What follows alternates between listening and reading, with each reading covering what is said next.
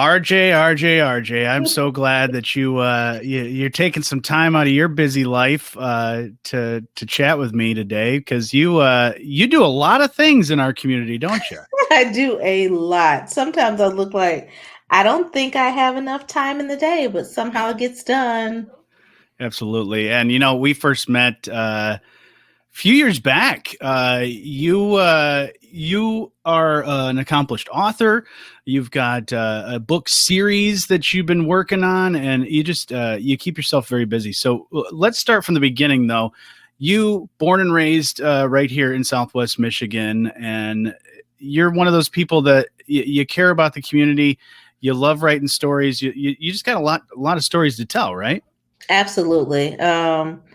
Being from a small town and moving away and seeing and living in a larger city such as Dallas Yeah. and Houston, I was more appreciative of my hometown, like all the stories that I had heard growing up. Mm.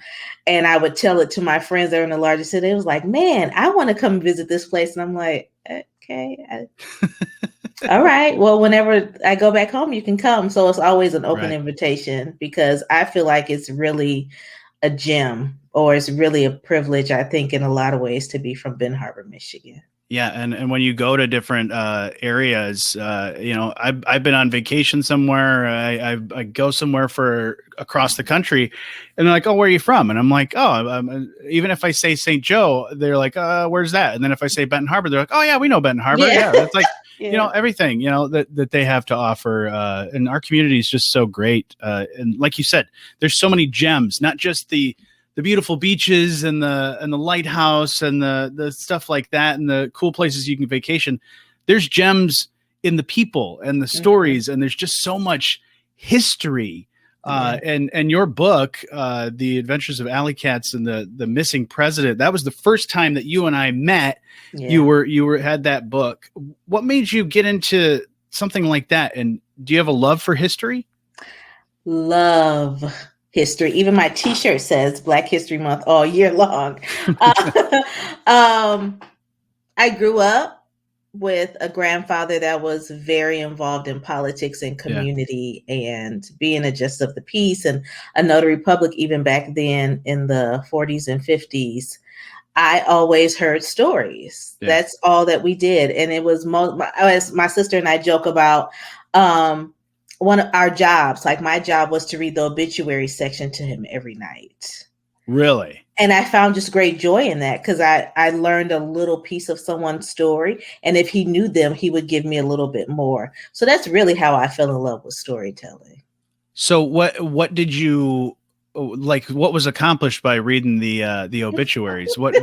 I mean, he probably, like you said, it was one of those. Well, let me hear about maybe somebody that I may know, because many grandparents. I know me growing up, my parents as well as my grandparents, you couldn't go anywhere without them knowing Oh my someone in the gosh. community, not Yes. just your hometown, but we'd go on vacation and I thought, all right, there's no way that anybody in this town, in whether it was northern Michigan or somewhere else, that there's no way that somebody knows you. And sure enough, they said, "Oh, hey, how you doing? Yeah. Good to see you again." Yeah.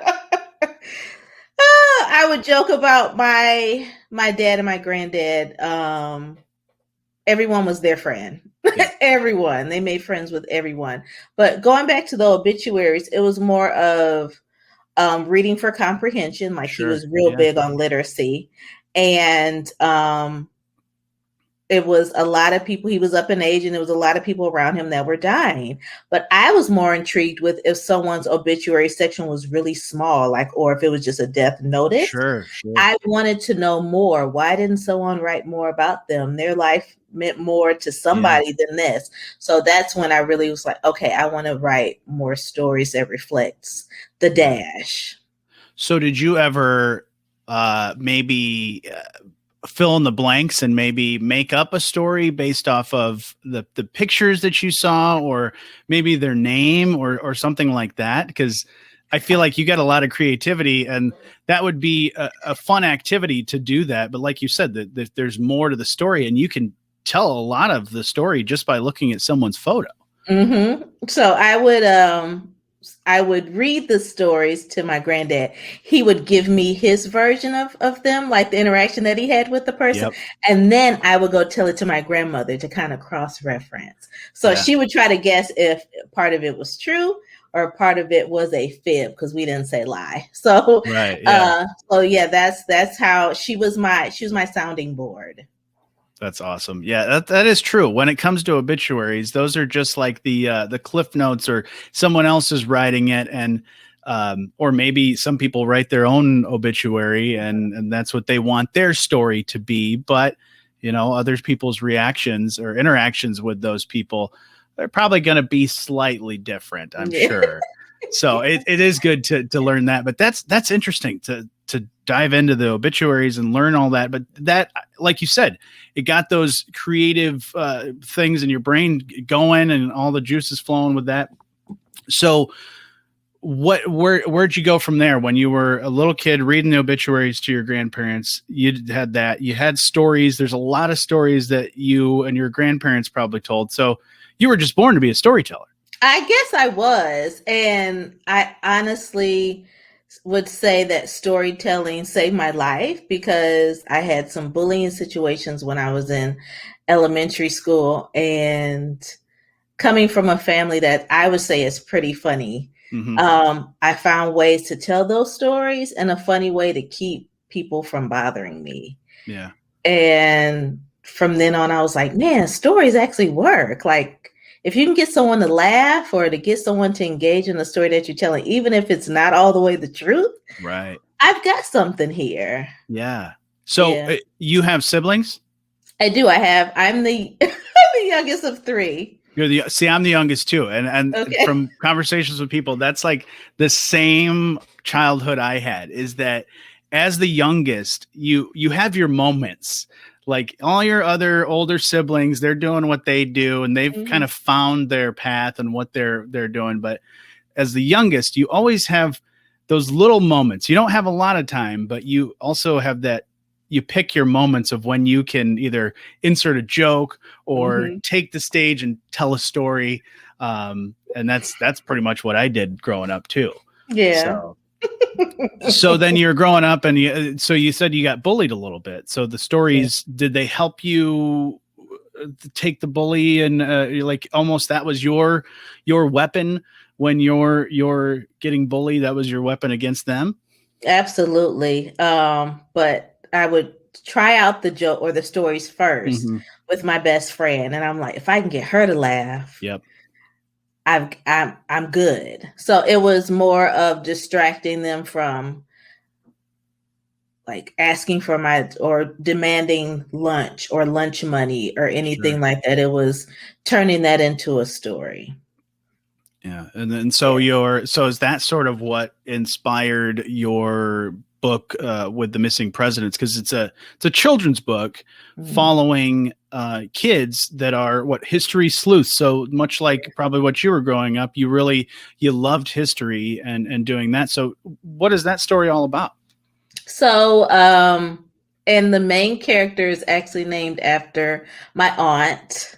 And as I started to research a little bit more, it is a family name. So I said, I Mm, want to keep it. I didn't really see myself naming a child Katie. So I said, well, I'm going to make a character Katie. So yeah. she, she's more of the archivist. So we have an archivist, a librarian, and a historian. And even working in the archives, I feel like that was like the magic or the dream team Sure. of any story, of any archives, of any library. You need those three people there. And they're just actually just going out into the world and telling these stories that, or telling the part of the story that Hmm. history just like, oh no, that shouldn't be included in the history books. But as far as me working there, I was able to tell those different stories because that story actually was from an internship at the Museum of the Confederacy, which is now, I believe, the American Museum of Civil War in Okay. Richmond, Virginia. So it was really bringing awareness to the other side of the story Right. and engaging kids at the same time. Yeah, I always wonder that with history classes that you took that you take in elementary school or high school. It's like, What's the other side of the story with Mhm. all of this? Whether it be, a war with a different country or like Civil War with North and South, it's like a lot of times you feel like you only get the one side of the Mhm. story of a lot of this and that history. So it's ran through that filter of everything. So your mind can sort of go in many different directions as far as that goes. But that's pretty interesting. So you worked in at a library? Yeah, it was the library inside of the museum. I've Oh, worked quite a few places, but yeah. yeah, but, that one was for 3 summers, and then it was another summer or another semester. I worked at the historic Stagville plantation, which was the largest plantation in Durham, North Carolina. So I was an intern and a docent. So I was given the tours because the grounds is still standing. It's been through Hmm. hurricanes. It's been the tornadoes, and most of all the dwellings were built by the enslaved population, Hmm. and it's still standing with no blueprint. Wow. Yeah. And so you were doing all this, traveling all around, and then you came back um, to the Benton Harbor area. Do you still like to travel and visit these historical places? Yes. Yes, I have to go at least, even with COVID. Before COVID, I did 2 trips, one to California and one to Alabama. And those were both historical tours for me. And it was also visiting family at the same time. So I didn't feel too much of an itch Yeah. because I had got so much done in January. But now it's like, I need to get back out there. I need to be on some historic ground, and I need Hmm. to collect some more stories to tell. So Yeah. Yeah. And, maybe and this summer, maybe. yeah, that sounds great. And so the books that you've written there, they're part of a series. So are you working on another book for that series? I am. My main goal right now is I finished a master's degree in 2014, Hmm. but had no idea that I was working on 2 master's degrees at the same time because I still wanted to be involved in history and I loved library science. So I'm finishing that up next month. So that's my main goal right now. And then it's like, oh, it's time for book 2. Like I've Yeah, already had it. I basically just needs to be illustrated because it's already sure. written. Yeah, so you don't do the illustrations. You have somebody No. that comes and helps you. Man, Yes. I wish I could do that because there's so many stories that I'm like, this would be a great children's book or something like that. It's just the finding the illustrator, but the illustrations in your book are fantastic, and that's one I'm sure you wish that you could do that because then that would make your Yeah. life easier and your books. You'd be able to write tons of books that way. Right. You are right. So you're doing that. That's one of the things you have working on Mhm. that you have in the plethora of stuff that you do.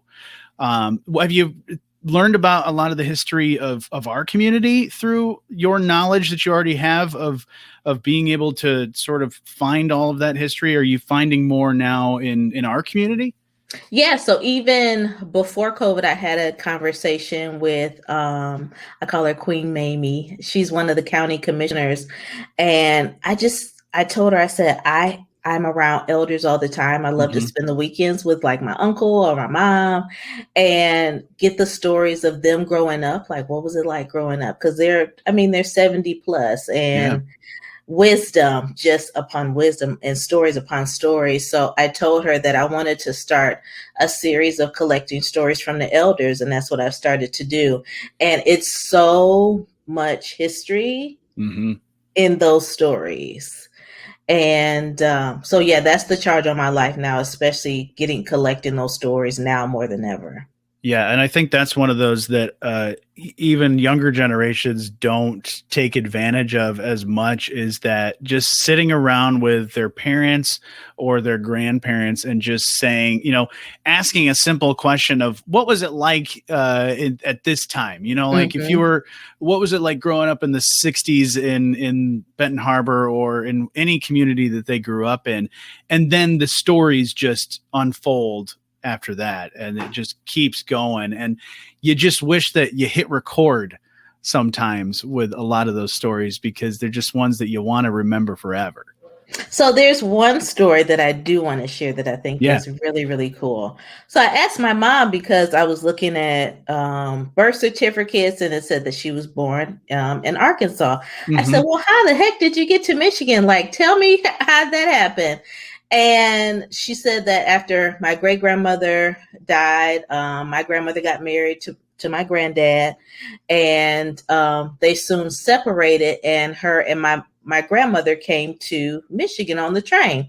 I said, "Oh, okay. Well, where was the train? I'm thinking St. Joe." Hmm. And she said, "No, the train station was right downtown, like right next to Mason Jar. There was a train depot right there." I'm like, "What? Wow. There was Because a stop there?" there's still train tracks there, Yeah. and yeah, when you look at that, it does look like that area does look like a train depot. Now that I think about it, So I said, okay. And then she said, "You'll never guess who picked us up." who was I it? said, "Humor me." Sinbad's mom. Oh wow.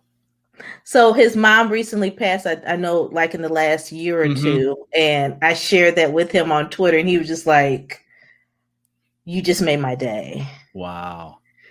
And I said, so I never knew if we had a connection with them. I Hmm. never knew that. Yeah. But she said, yeah. She said, my own mom didn't tell me that. She said, I ran into her at the store and she told me. That's awesome. Yeah, there's Yeah. so many people that Sinbad, Ernie Hudson, the people that are from our community that they leave and go off and have their big stardom, but people don't realize that a lot of their family stays wherever they're from, and Yeah. they're in the community, and you'll bump into them, and you're like, oh Yeah. yeah, wait a minute, you.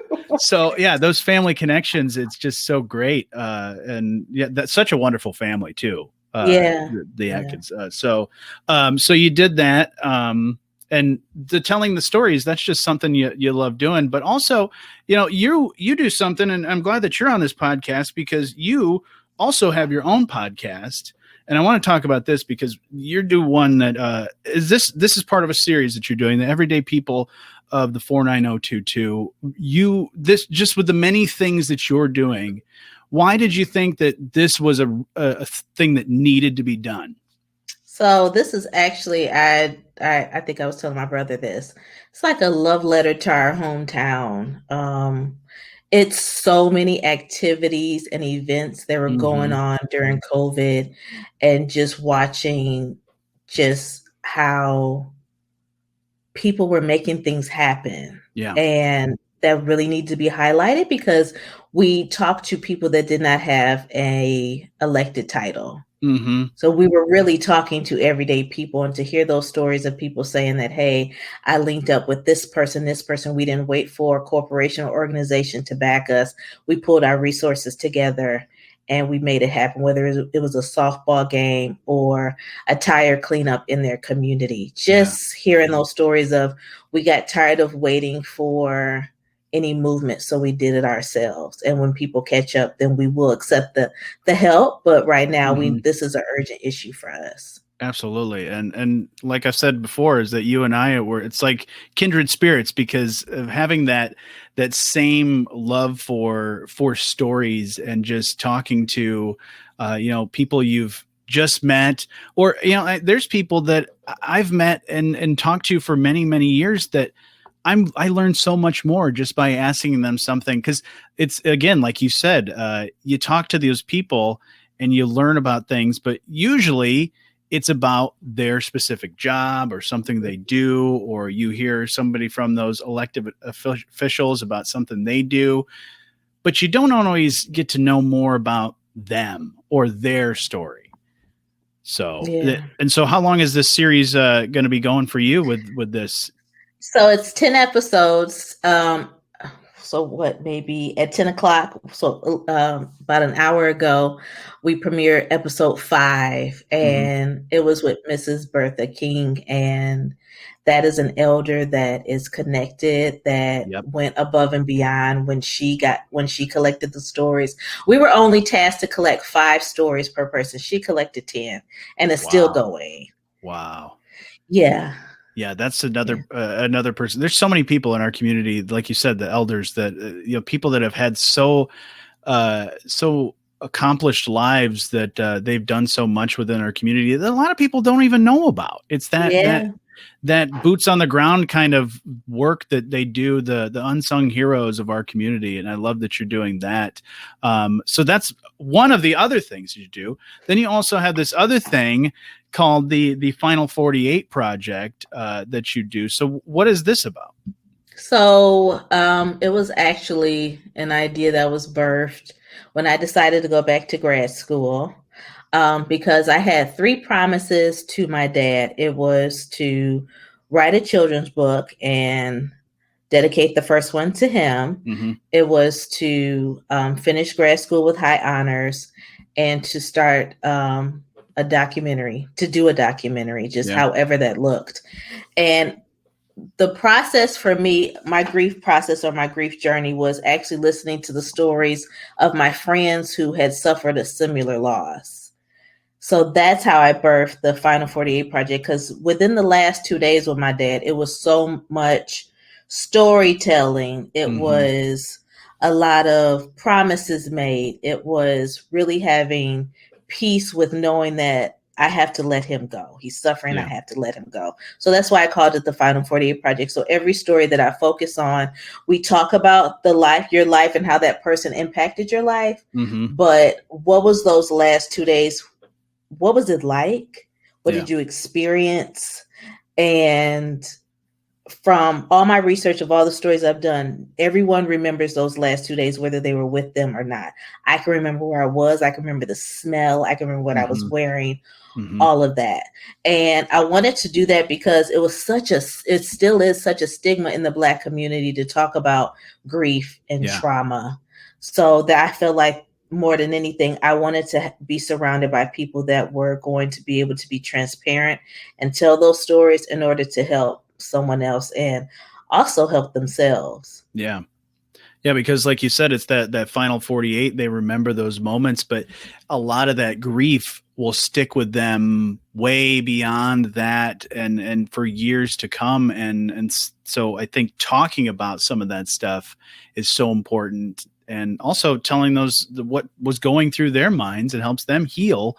But like you said, it's that many people, they put their guard up and they don't want to ever talk about some of that stuff. So I love that. So that's another thing that you got going on. What other promises did you make to your dad? You said, okay, write a children's book, documentary. What are some other things? What's next for you, RJ? So, the series, of course, doing a book number 2.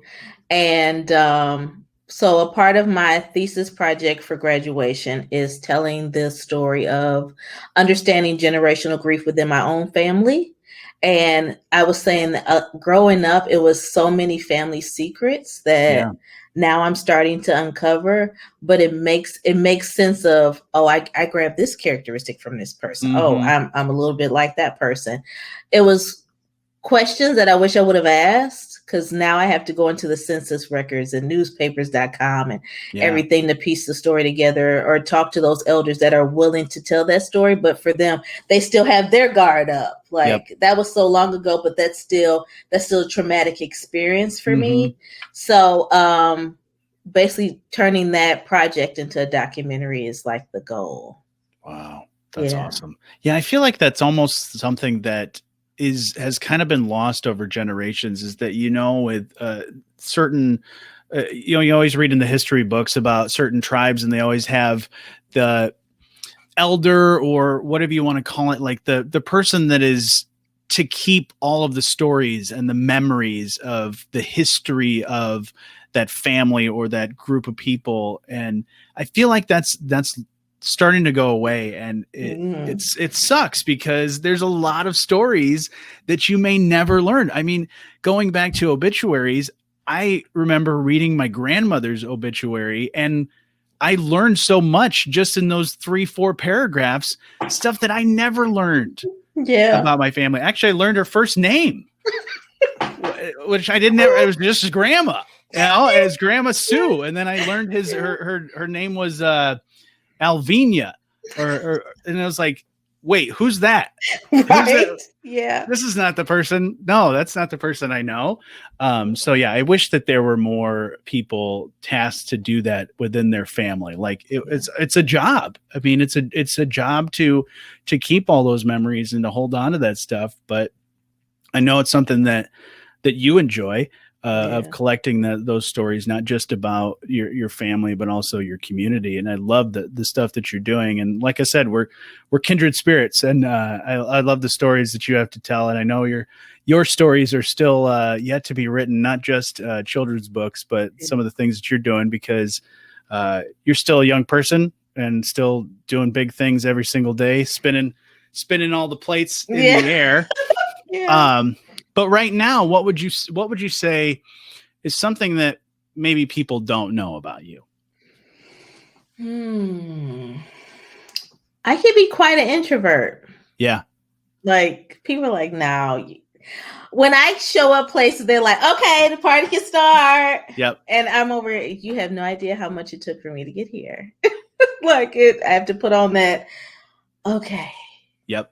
It's party time. So yeah, a lot of people don't know that I really like being by myself. Yeah. I'm the same. Honestly, Yeah. I'm the same. It's that I always call it the extroverted introvert. Yeah, like, we're the ambiverts. I think that's what it's called. I will gladly, hang out and take the stage and do whatever, but that alone time, it's so exhausting sometimes to be out there. You're like, all right, give me 1 day of the party and the fun, and then give me 3 days of rest afterwards. Exactly. So if you were to title your autobiography as it's going right now, what's the working title for RJ's autobiography? Let's see. Breaking Generational Curses. Ooh, I like that. Yeah. That's good. Awesome. Well, I've learned so much about you, and I know there are more stories to tell. I'd love to even have you back on the podcast in the future, because I love all the stuff that you have going on. And like I said, we're kindred spirits, so it's like we're best friends forever, right? I know. You're not getting rid of me. I'm definitely coming back. Well, RJ, thank you so much for taking a little bit of time to talk with me today and tell me your stories, and I look forward to more of those to come. Thank you so much for having me. It's been a pleasure.